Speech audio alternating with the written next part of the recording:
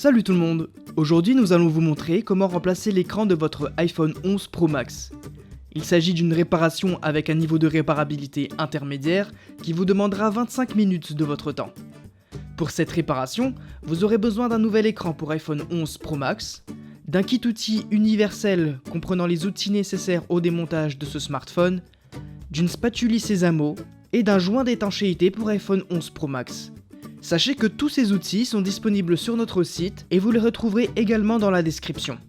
S'il s'agit de votre première réparation, nous vous offrons un bon de réduction de 10% avec le code guide vidéo à valoir sur votre prochaine commande sur notre site internet sosav.fr. Avant de passer à la réparation, vérifiez bien le modèle du téléphone en allant dans les informations de l'appareil afin de s'assurer qu'il s'agit bien d'un iPhone 11 Pro Max. Puis, pour des raisons évidentes de sécurité, éteignez l'appareil. Allez, c'est parti! Avant de commencer le démontage, retirez le tiroir de la carte SIM, puis dévissez les deux vis entourées en rouge à l'aide du tournevis Pentalobe.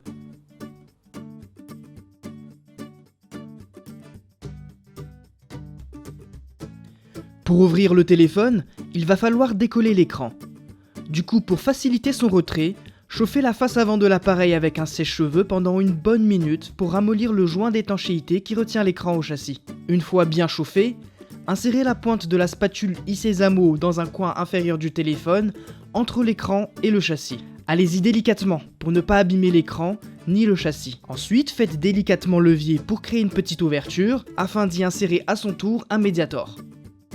Une fois le médiator inséré, faites-le glisser tout autour de l'appareil pour décoller petit à petit l'écran. Attention de ne pas trop enfoncer le médiator au risque d'endommager les pièces internes et les nappes de liaison de l'écran. Pendant l'opération, si vous sentez que ça résiste, il ne faut surtout pas hésiter à chauffer davantage pour que le joint soit beaucoup plus facile à décoller. Il ne faudrait pas abîmer l'écran ni le châssis. Une fois l'écran décollé, pour le soulever sans dommage, faites-le glisser légèrement vers le bas car il est clipsé par des encoches sur le haut du téléphone. Puis, soulevez-le de la gauche vers la droite comme pour ouvrir un livre dans le sens inverse de lecture. Faites très attention quand vous faites cela, car l'écran est encore relié au téléphone par ses nappes de liaison. D'ailleurs, il est préférable de le maintenir à 90 degrés pour ne pas abîmer les nappes. Maintenant, vous pouvez dévisser les deux vis entourées en rouge avec le tournevis Tri-Wing. Ces vis maintiennent l'élément métallique qui protège le connecteur de la batterie. Retirez l'élément et prenez la spatule en nylon pour débrancher la batterie. Munissez-vous à nouveau du tournevis Tri-Wing pour dévisser les 6 vis entourées en rouge. Ces vis maintiennent une autre plaque métallique qui protège plusieurs nappes de liaison branchées sur la carte mère. Parmi ces nappes, il y a celle de l'écran qu'on va devoir débrancher après. Retirez la plaque métallique et commencez par déconnecter ces deux nappes qui gèrent l'affichage et le tactile. Et terminez par débrancher la nappe de liaison du bloc écouteur interne et illuminateur du Face ID. Et voilà, une fois ces nappes débranchées, l'écran est séparé du châssis. Pour la suite du démontage, il faudra retirer le bloc écouteur interne et illuminateur Face ID. Pour cela, dévissez les 3 vis entourées en rouge. Les 2 premières vis sont des vis cruciformes, et la dernière vis est une vis Tri-Wing. Une fois les vis retirées, insérez la spatule en nylon sous la pièce pour la soulever et la retourner. Ensuite, insérez-la sous le micro interne, sous le capteur de proximité et illuminateur Face ID pour décoller complètement la pièce de l'écran. Attention, les nappes sont très fragiles, donc allez-y très délicatement. Maintenant que le bloc écouteur interne et illuminateur Face ID est démonté, vous pouvez l'installer sur votre nouvel écran.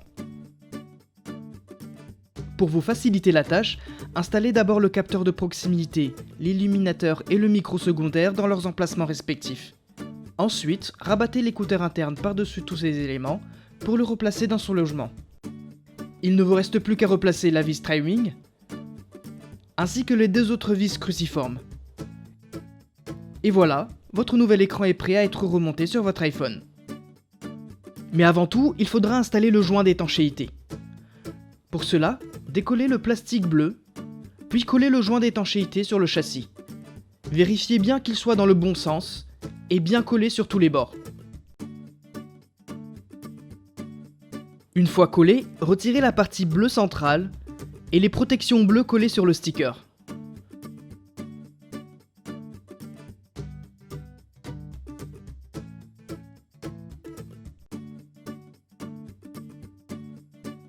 Une fois le joint installé, nous allons remonter l'écran. Alors pour remonter l'écran, branchez ces nappes de liaison à leurs emplacements respectifs. Vous pouvez commencer par exemple par les nappes qui gèrent l'affichage et le tactile, et terminer par brancher la nappe du bloc écouteur interne et illuminateur Face ID. Faites très attention avec ces nappes de liaison car elles sont assez fragiles. Alors une fois les nappes de l'écran connectées, replacez par-dessus la plaque métallique de protection et revissez-la avec les vis Tri-Wing. Maintenant, vous pouvez reconnecter la batterie de l'iPhone. Et replacer par-dessus son cache de protection et le revisser également. Et voilà, vous pouvez refermer l'iPhone. Pour cela, clipsez l'écran en haut du châssis, puis refermez l'iPhone et assurez-vous que tous les coins de l'écran soient bien clipsés dans le châssis. Une fois l'écran placé, il ne vous reste plus qu'à revisser les deux vis de part et d'autre du connecteur de charge et de réinstaller le tiroir SIM. Et voilà, le remontage est terminé. Et pour rappel, pour cette réparation, vous aurez besoin d'un nouvel écran pour iPhone 11 Pro Max, d'un kit outil universel comprenant les outils nécessaires au démontage de ce smartphone, d'une spatule Sésamo et d'un joint d'étanchéité pour iPhone 11 Pro Max. Sachez que tous ces outils sont disponibles sur notre site et vous les retrouverez également dans la description. N'oubliez pas que le guide de réparation est aussi disponible en photo sur notre site internet. Et d'ailleurs, des milliers d'autres guides sont également consultables gratuitement. Si ce guide de réparation vous a plu, on vous invite à mettre un pouce en l'air. Et n'hésitez pas à vous abonner à la chaîne YouTube de SOSAV pour plus de guides de réparation. Si vous avez des questions, laissez un commentaire ou contactez-nous par mail, chat ou sur les réseaux sociaux. A très bientôt pour de nouvelles réparations.